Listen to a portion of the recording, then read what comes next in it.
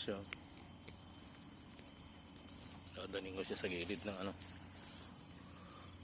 Dadaling ko siya sa gilid ng yan. Yan siya. Dadaling ko siya sa gilid ng ilog.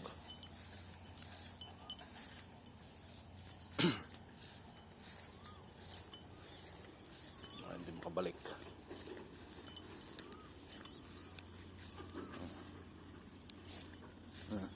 Umiihi.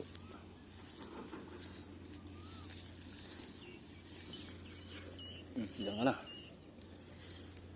Yan. Yan ang tubig oh. Yan. Punta ka na dyan.